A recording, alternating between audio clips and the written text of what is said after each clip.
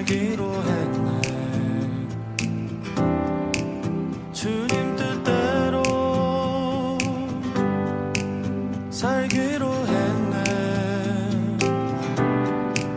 주님 뜻대로.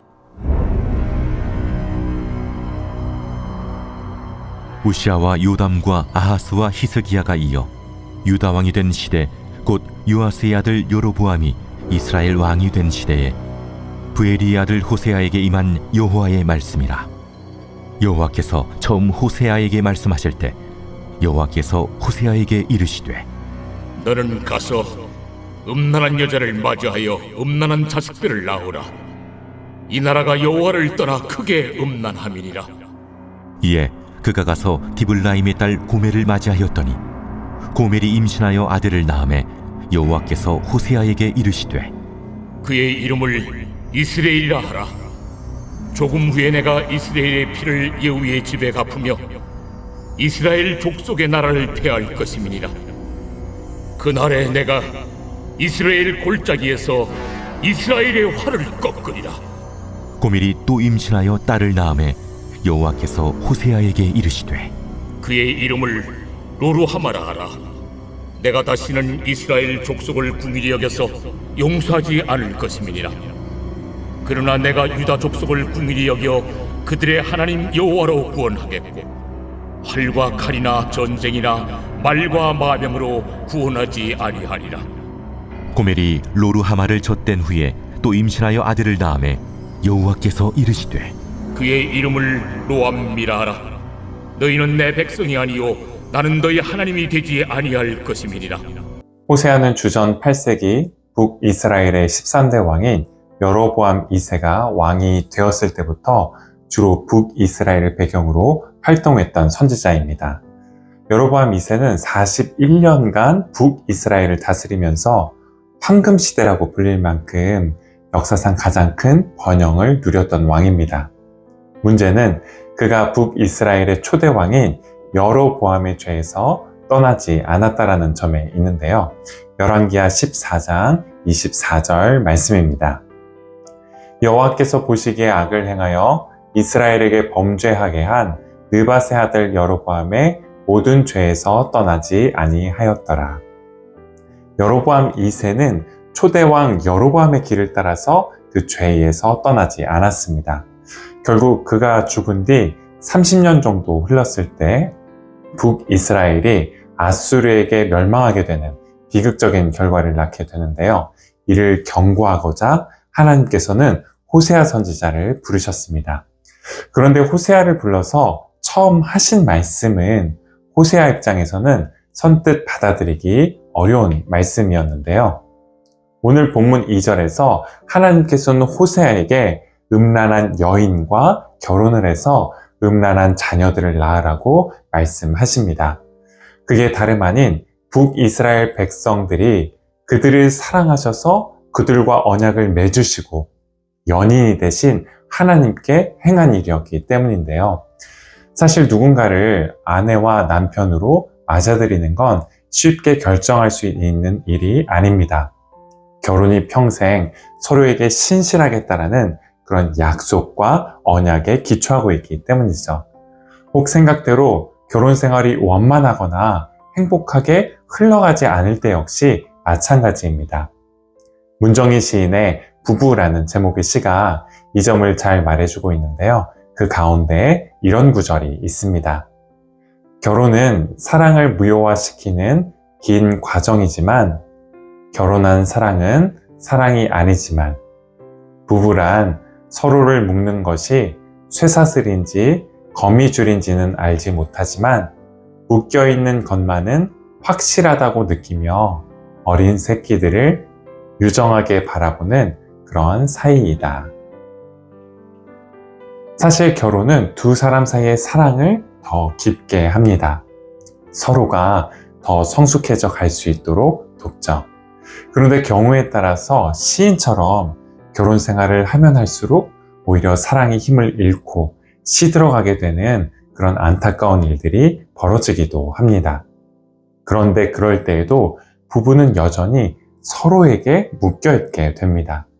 쉽게 끊을 수 없는 쇠사슬 같은 관계가 되었든 아니면 금방이라도 끊어질 거미줄과 같은 관계가 되었든 서로가 상대방과 자녀들에게 어떻게든 묶여있는 사이가 바로 부부이기 때문입니다.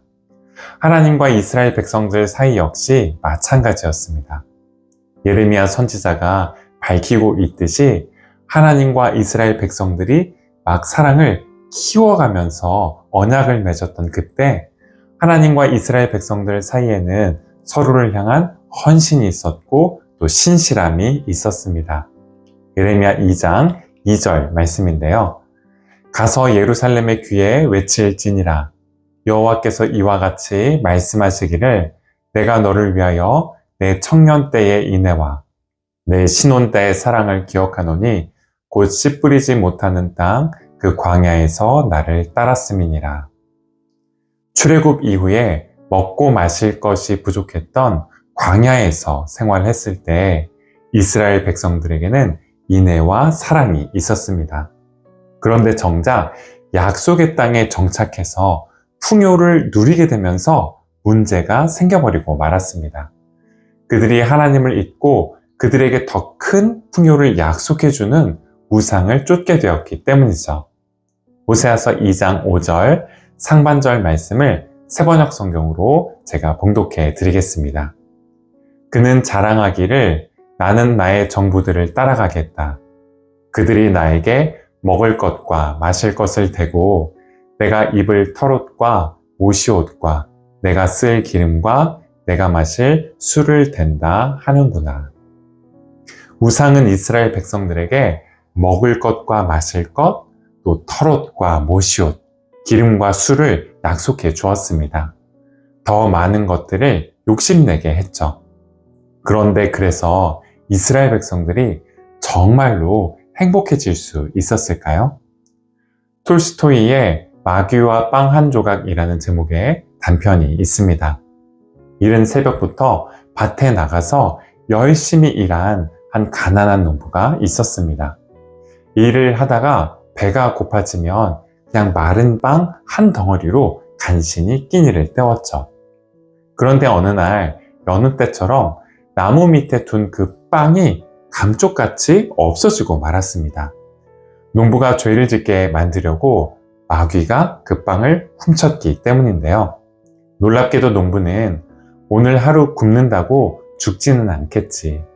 누구든지 그 빵이 필요했으니 그것을 가져갔을 거야. 그 사람이 먹게 하자. 그가 건강해질 수 있도록 돕겠지. 하고 오히려 훔쳐간 사람을 축복해주게 됩니다. 그 바람에 농부의 빵을 훔쳤던 마귀는 이 대장 마귀에게 도리어 야단을 맞게 됩니다. 농부를 타락시키기는커녕 오히려 일을 망쳤다라고 혼나게 되죠. 그래서 어떻게 하면 농부가 죄를 짓게 할까를 고민하다가 이번에는 그의 빵을 늘려주기로 하는데요. 마귀는 하인으로 변장해서 농부를 찾아가 일꾼이 되었습니다. 그래서 가뭄이 들고 홍수가 나도 많은 수확을 거둘 수 있게 해 주었죠. 쌓아둘 곳이 없을 정도로 남은 옥수수로는 술을 빚어서 사람들과 함께 마시며 놀게 했습니다. 그러자 농부가 어떻게 되었을까요? 전혀 다른 사람으로 변해 버렸습니다.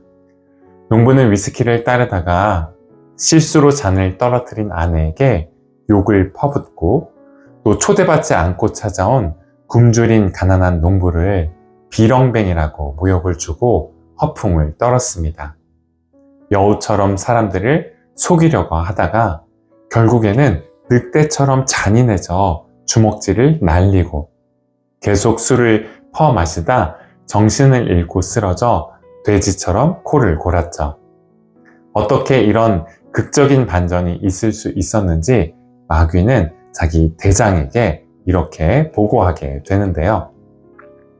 그가 하나님의 선물을 자신의 쾌락을 만족시키기 위한 정신으로 바꾸자 여우와 늑대, 돼지의 피가 그 속에서 솟아났습니다. 그가 계속 술을 마시는 한 그는 항상 짐승으로 남아있게 될 것입니다. 여러분은 어떠십니까? 혹 전보다 더 삶에 여유가 생기셨다라고 한다면 그것으로 하나님과 교회를 더 잘 섬기고 어려움을 당한 이들을 더 잘 돌아보고 계십니까? 아니면 오히려 하나님으로부터 더 멀어지고 겸손과 온유함과 절제와 근면함을 잃고 다른 이들에 대한 관심을 잃어버리셨습니까? 만약 우리의 모습이 이 톨스토이의 소설에 나오는 농부처럼 그의 모습을 닮아 있다라면 그런 우리에게 하나님께서는 뭐라고 말씀하실까요? 혹 음란한 여인 고멜에게서 호세아가 낳은 자녀들의 이름처럼 로루하마, 너희는 다시 내 은총을 입지 못할 것이며 로암미, 내 백성이라고 불리지 못할 것이다 라고 말씀하지는 않으실까요? 다 함께 기도하시겠습니다. 척박한 광야에서 오히려 더 하나님을 사랑하고 하나님을 의지하고 따르며 서로를 돌아보았던 이스라엘 백성들처럼 어려웠을 때 더 하나님을 사랑하고 어려움 중에 있는 이들을 돌보고 선교에 힘썼던 한국교회에 주님께서는 부흥과 성장의 은혜를 허락해 주셨습니다. 그런데 주님, 과연 그때의 그 마음을 오늘 우리가 여전히 가지고 있는지 의문이 들 때가 많이 있습니다. 소유는 많아졌는데 저희의 마음은 더 좁아졌고 소유가 많아졌는데 걱정과 근심은 더 늘었고 소유가 많아졌는데 무엇을 사고 무엇을 입고 어디로 여행을 떠나 어떻게 남은 삶을 즐길 것인지에만 골몰하느라 다른 이들에 대한 관심을 잃어버린 저희의 모습을 발견하게 될 때가 많이 있습니다. 주님, 이런 저희를 긍휼히 여겨주시기를 간구합니다.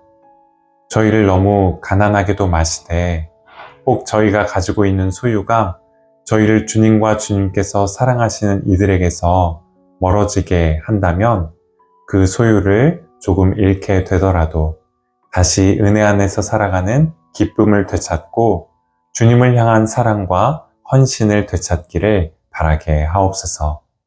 우리를 위해 자기 자신을 낮추사 스스로 가난하게 되신 우리 구주 예수 그리스도의 이름으로 기도드립니다. 아멘.